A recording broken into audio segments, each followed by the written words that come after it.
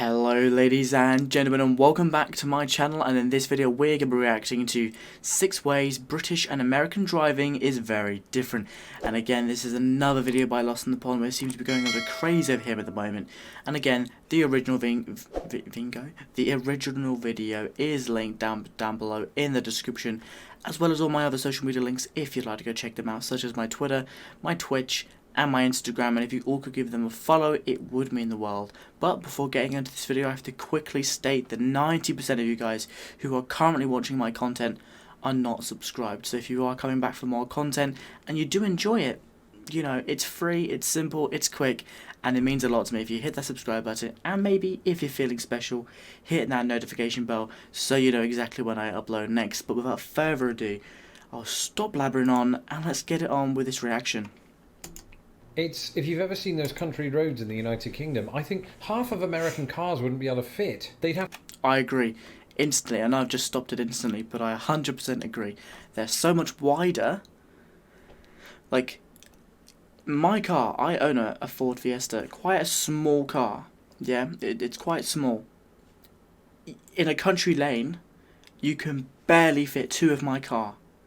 And maybe if there's a bigger vehicle coming towards me, I have to go up, or I have to go up the grass, or I have to reverse all the way down the lane. You know, it's really tight, really narrow. Have to cut through the fields and potentially kill hundreds of cows, you know, bringing it back to South Dakota. Well, we're not about killing cows here. Well, to eat them maybe, not for no reason. Hello, I'm Lawrence, and I'm on a quest to uncover all of the memos that Britain and America lost in the pond, and one of those memos pertains to driving. I think it's a well-known fact that driving etiquette and just driving practices in general are different on either side of the pond. But how are they different? Having lived in the United States now for 11 years, I'm here to tell you, even though I don't drive. From the driving test right through to the cars themselves and, you know, the side of the road that we drive on, as well as the words that we use to describe car things. I bet there's a massive difference. I already know, personally, there's a lot of differences. Like, I say the boot of the car, the bonnet. I think they call it, like, trunk and hood or something. I know there's a lot of differences. And especially with the test. Because I know our tests here, you have to go around on actual roads, and there's loads of bits. I'm pretty sure he'll talk about it, so I'll carry on. It just goes to show that Britain and America are 2 nations divided by a common median/central reserve. Now, before we get underway, you may be thinking, why should I take any information on this matter from somebody who doesn't drive? Well, the truth of the matter is, I did try to learn to drive, actually, here in the United States, so I have experience of that. I have no experience back in England, but I've seen cars, nearly got killed by one once. I was on my bike. You didn't need to know that. And so, without further ado, let's take a look at 6 ways that Britain and America's car culture is very, very different. Alright, let's go. Number 1. License. Okay, so before we get into the good stuff, a little bit about how people acquire their licenses in both countries. In the United Kingdom, where I'm from, you can get a full license at the age of 17, but until then, as soon as you apply for one, you have to have a provisional license until you pass your driving test. A provisional is it's a big step. When you turn 16 and you can finally get a provisional, it means a lot, because... Is it 16 or 17? I don't know. It's been a while since I got mine. Because you have to be 16 to buy energy drinks. You know, like Monster, Red Bull, all that sort. So as soon as you get that, you can buy them finally. Well, even though half the stores don't ID you, but some do, and it's not nice. These provisional licenses can be acquired from the age of 15 years and 9 months. Very specific. Oh, that's what I was on about. So it's 16. But you can apply for it early, because that's what I did. Because then it arrives... about your birthday. It takes a while for the government to give you things.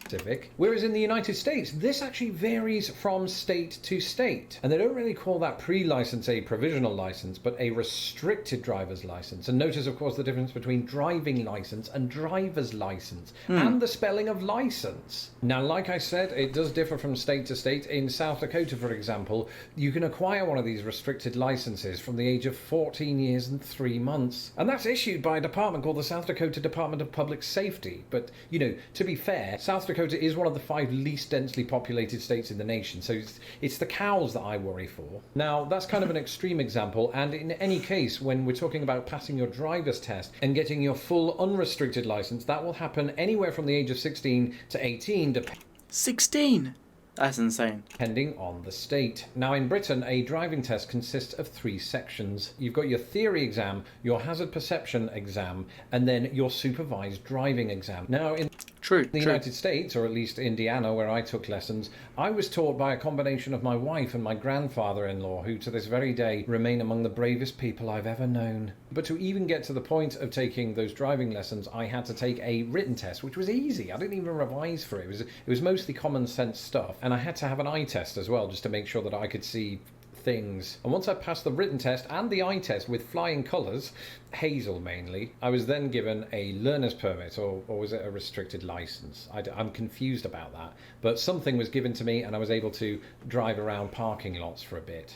Never passed the test, and now that I live in Chicago, don't really need to. But I've been in the passenger seat on many an occasion, including one where we crashed. Probably didn't help that I never took driving lessons in the UK, but even if I had, I might have been even more confused, particularly because of the next difference.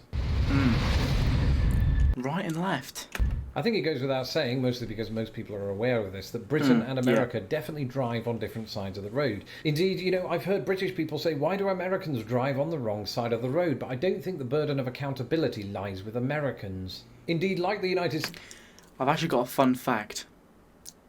I don't know if it's true, but I heard it somewhere. The reason we drive on the left is because we're one of the oldest countries, and we drive on the left because back in the day when those horses, if you've heard of jousting, it's a sport where you have a knight in full armour, they have a lance and a little shield.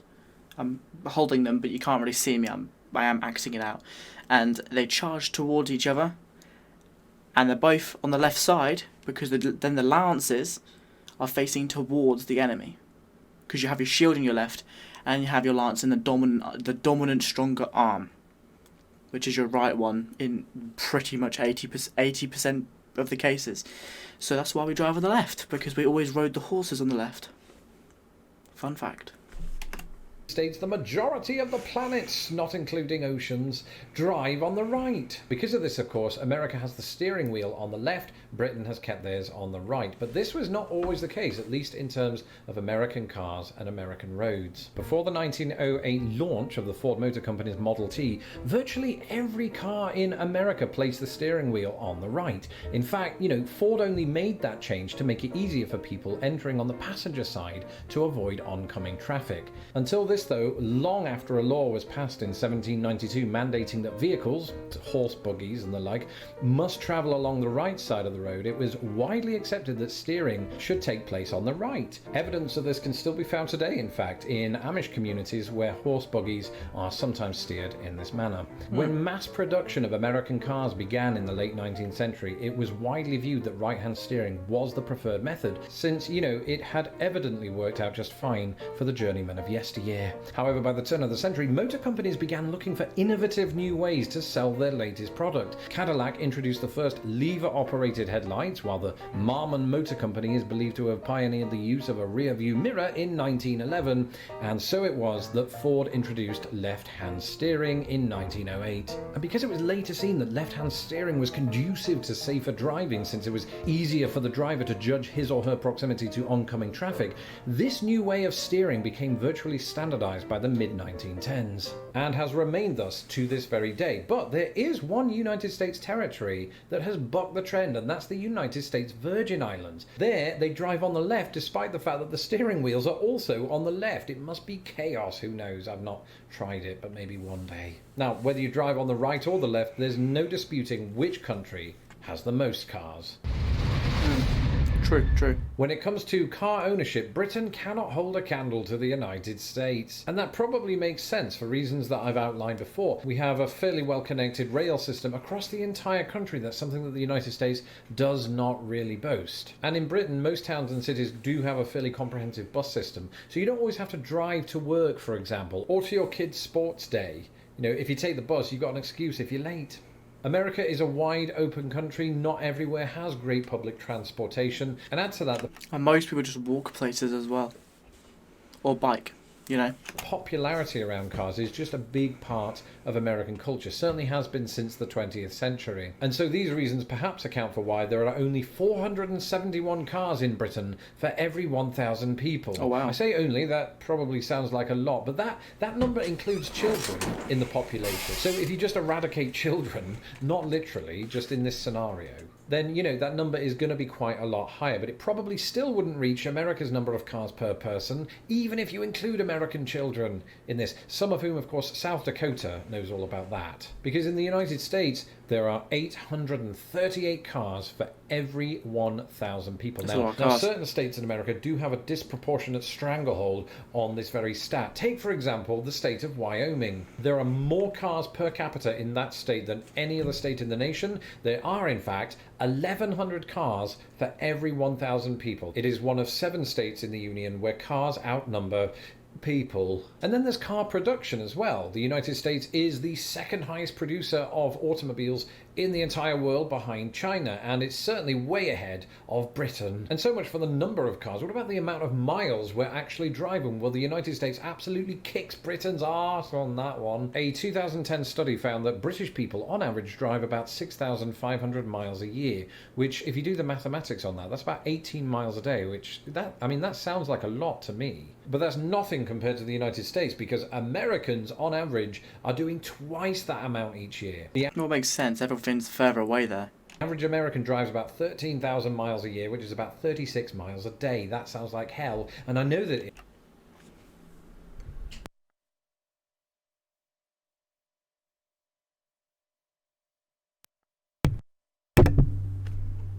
is because I used to drive from Anderson to Indianapolis and back. You're talking there about 40 miles, so that was about 80 miles a day I used to do. That was routine. I knew a lot of people that were doing that, and that's not the only commute route, of course, of that size in the United States. And yet again, these numbers could be swayed by certain states out west. Take, for example, Wyoming again. 21,821 miles per capita per year driven by the folks of Wyoming. It is number one in the nation yet again, and that's about 60 miles a day.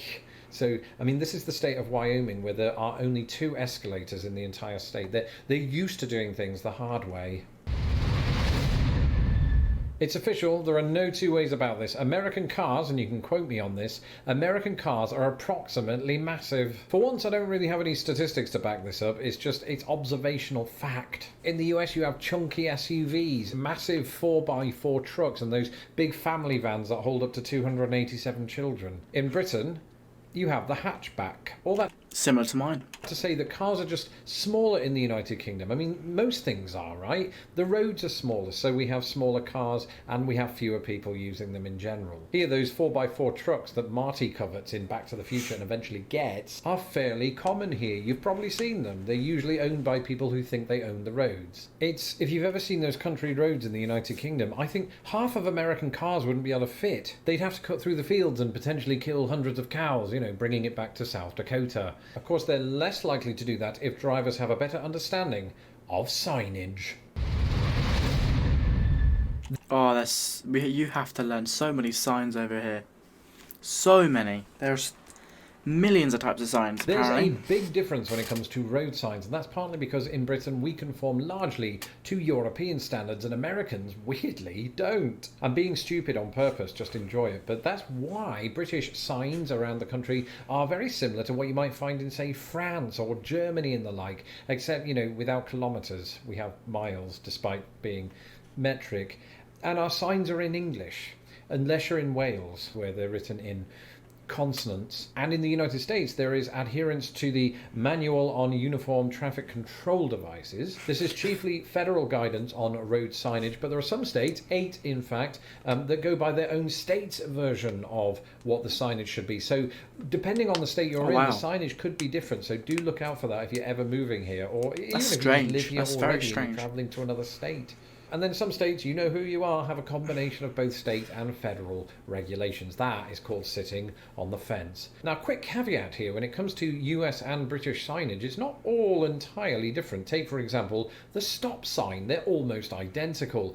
Same with no entry and give way, except in the United States, it's called yield. Fine, but what about some of the millions of signs that are completely different? Here's a very, very, very brief sample of some of those that you might come into contact with. So our interchange road signs employ different colours and just different markings in general. No parking signs. This is very important. Take a look. They are quite different in colour and in just appearance in general. This is your speed limit right here compared to the United States. And not only do train crossing signs differ from country to country, but in the United States they usually use the word railroad crossing and the sign looks like this. And as somebody who doesn't drive, the no pedestrian signs are the ones I look out for, and they are quite markedly different. There are some funny ones too. Tanks allowed. That's true in both the United Kingdom, in parts of the United Kingdom, and in Pennsylvania. Basically, there's an absolute plethora of signage differences. I only scratched the surface there. But getting all of them into this video would have been an uphill struggle. I only said that so I could get that sign in there. And actually, while we're on the subject of wordplay, that brings us on to our final entry. Oh, what is it? Words. There are a staggering number of terminological differences to do with automobiles between the United States and the United Kingdom. This is partially because, of course, both countries devise their rules and regulations around the roads independently of each other. But, and this is by no means an exhaustive list, here are the key differences. Alright, in British English you have bonnet, in American English you have hood, you have boot instead of trunk, bumper instead of also bumper, but maybe sometimes fender, car park instead of parking lot, central reserve instead of median, crossroads instead of four-way stop, curve instead of bend, driving license instead of driver's license, dual carriageway instead of divided highway or freeway, gear stick instead of gear shift or shifter, give way instead of yield, indicator instead of turn signal or blinker, lorry or truck, whereas in the US it's usually just truck. The generalized British term motorway can encompass anything from expressway to highway to interstate to freeway. You've got motorway services area, or simply services, which equates in the United States to rest area or rest stop or travel plaza. You have pavement versus sidewalk, petrol cap versus gas cap, petrol station versus gas station, roundabout versus also roundabout but maybe rotary, or traffic circle. You have windscreen instead of windshield, and zebra crossing instead of crosswalk. Oh, advert. Get Fibre 35 plus Talk TV and Don't get Amazon Talk. Prime on us for a whole year. Search Talk TV. Oh my god, double Barclays Money advert. Cheeky. Mentors can help you on your Cheeky journey to breaky. buying a house. Come on. And with that, we've hit the red light on this video. That was a reference to the stoplight on traffic lights, not the dodgy area of Amsterdam. There's plenty more to say on this subject, and I dare say I will do so in the future. Meanwhile, let me know in the comments what your favourite difference is, or what stumbled you most while driving in the other country. Alright, there we go. That is the end of that. But yeah, he makes a lot of good points. But also, there's a lot of differences. I swear in America, I could be wrong, that you do have to, before you can drive on the road by yourself, I think you have to take a test, but you do it in like an area with like cones and stuff. I don't know how it is, I could be wrong, but in over here in England, you have to do it with normal traffic out and about. They normally take you through the busiest roads in your city, and then up through the countryside and back down. Just a big circle, realistically, but you always get free things. So you have some sort of parking that they make you do. That could either be a front bay park, reverse bay park, or parallel parking. And then you do like a technical thing. So it could be, oh no, you have to do a pull up on the left. So randomly while you're driving, they'll be like, pull up on the left, please. Or even pull up on the right. So you go towards incoming traffic, you have to park on the curb. Not on the curb. Don't touch the curb. That could be a minor. And then you also have to do something else. And it could be like a hill start or something else. I've completely forgotten. It's been a while, but I know there's a massive difference. Again, I don't know the American way of doing it, and who knows, if you guys know a video and you want me to react to it, I will gladly react to it if you put it down below. But yeah, if you enjoyed this video, don't forget to leave a like and a comment down below. And if you do watch my content, then could you please hit that subscribe button. It means a lot, and 90% of you guys who currently watch my content are not subscribed. So a little does go a long way, and it's free, it's quick and easy. And if you do enjoy my content, then why not press the subscribe button. And if you want to share a bit more love, then also follow my Instagram and my Twitch down below. As I get a bit more followers on them, I will be using them a lot more often. Trust me, I will. And yeah, I hope you're all having a great and splendid day, and I'll see you guys in the next video. Bye.